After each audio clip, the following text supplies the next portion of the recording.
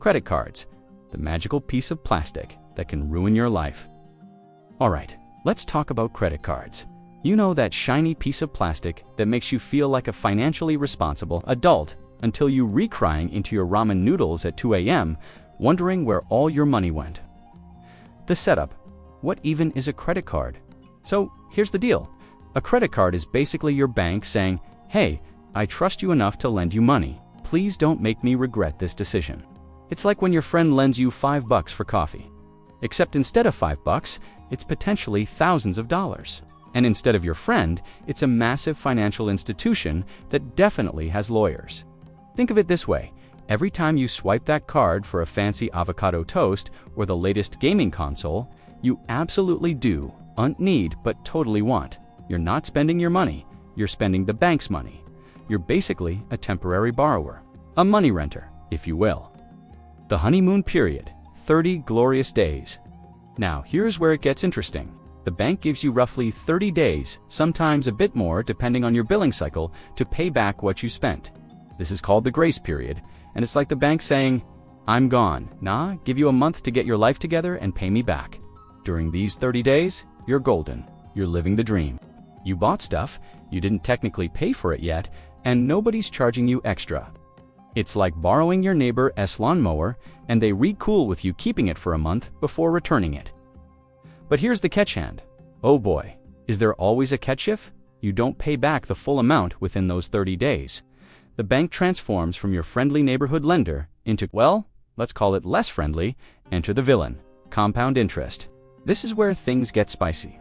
And by spicy, I mean potentially financially devastating. If you don't pay your bill in full, the bank starts charging you interest. Now, you might think, okay, interest, whatever, how bad could it be? And the answer is really bad. Like I-. Here's the sneaky part. It's not just regular interest, it's compound interest. Let me explain this in a way that'll haunt your dreams. Let's say you owe $1,000 and your interest rate is, 20% per year, which breaks down to about 0.05% per day. On day 1, you owe $1,000. Cool. By day 2, you owe $1,000.50. Still not terrible, right? But here's where it gets evil. On day 3, the bank doesn't just charge interest on the original $1,000. Nope, they charge interest on $1,000.50. So now you owe $1,001. Then they charge interest on that, then on that, then on that. It's like a snowball rolling down a hill, except instead of snow, it's your debt. And instead of a hill, it's your credit score plummeting into an abyss. By the end of the year, if you somehow paid nothing, don't do this, please, that $1,000 could balloon to $1,200 or more. You're paying the bank an extra $200 just for the privilege of being in debt. Congratulations, you just bought the bank a nice dinner. The debt trap, a cautionary tale. This is what we call the debt trap, and it's called a trap for a reason. It's like quicksand, except instead of sand, it's minimum payments that barely cover the interest. Here's how people fall into it. You charge $1,000. The minimum payment is maybe $25. You think, sweet, I only have to pay $25 this month, so you pay the minimum. But that $25 barely covers the interest. Meanwhile, you keep using the card because, hey, you made a payment, right? Next month, you owe $1,050, then $1,100, then suddenly you're looking at a $5,000 balance, wondering how you got there when all you bought was some shoes, a few dinners out, and okay, maybe that limited edition collectible you definitely didn't need. Before you know it, you're making minimum payments for years, paying thousands in interest on stuff you probably don't even remember buying. That $50 concert ticket, with interest over time, it might actually cost you $75. That $500 TV, try $700. The credit score, your financial report card. Now let's talk about credit scores. Because apparently being an adult means getting graded on how well you handled borrowed money.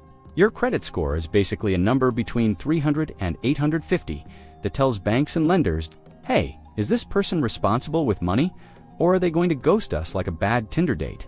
The magic number you want to aim for, 740 or above. At 740 plus, you're in the excellent category. Banks love you. You get better interest rates, better loan terms. People respect you at dinner parties.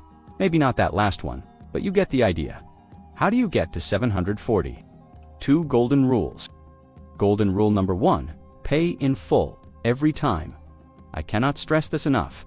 When that credit card bill comes, pay the entire amount, not the minimum, not half, the whole thing. This does 2 magical things. First, you avoid paying any interest. Zero. Nada.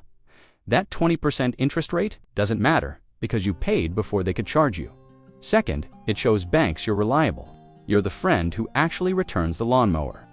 Golden rule number 2, the 30% rule. Never spend more than 30% of your credit limit. Let's say your credit limit is $1,000. That means you should never have more than $300 charged to that card at any given time. Even if you can afford to pay it back, keeping your balance below 30% shows lenders that you're not desperate for credit. You're using it smartly, not frantically. Why? Because credit bureaus track your credit utilization ratio. If you're maxing out your cards every month, even if you pay them off, it looks like you're struggling. Like you're living paycheck to paycheck on borrowed money. And that tanks your score. The plot twist: credit cards aren't evil. Here's the thing, nobody tells you. If used correctly, credit cards are actually great. Free 30-day loans. Amazing, building your credit score. Necessary for buying a house or car someday. Rewards, points, and cashback. That's literally free money for buying stuff you were going to buy anyway. And this is a massive but there. Only great if you follow the rules. Pay in full, stay under 30%. Don't buy stuff you can't afford. A credit card is like a chainsaw. In the right hands, it's an incredibly useful tool. In the wrong hands, well, let's just say things can get messy real quick. The punchline: be smarter than plastic. So here's your takeaway. Credit cards are not free money. They're not even your money. They're the bank's money. And the bank really wants you to screw up so they can charge you interest. Don't give them the satisfaction. Treat your credit card like it's a debit card connected to money you actually have. If you can't afford to pay it off this month, don't buy it. Future you will thank you when you're not eating ramen and crying over compound interest calculations. Keep your score above 740, pay in full, stay under 30%. And remember that piece of plastic in your wallet is a tool, not a magic wand. Now go forth and be financially responsible. Your future self is counting on you. Don't let them down.